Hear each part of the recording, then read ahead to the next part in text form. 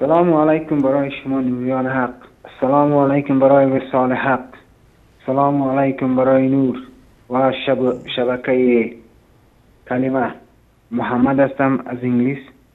یک پیام داشتم چون که ما قبلا شنیده بودیم، یعنی در گذشته ها که میفتن فسق فساد فتنه از ایران بلند میشه، این شهرش به اسم قومه که ما قبلا ندیده بودیم. قومه وقتی الان این فتنه ها رو میبینیم که از اونجا بلند میشه و میگن اینجا جمعکران است و از اون تمام ولایت فقیه از قوم است رهبری میشه. اون عرفای اون گذشته ها اون قدیما درست بودن که گفته بودن که فتنه شهر از ایران یعنی شهر قوم بلند میشه.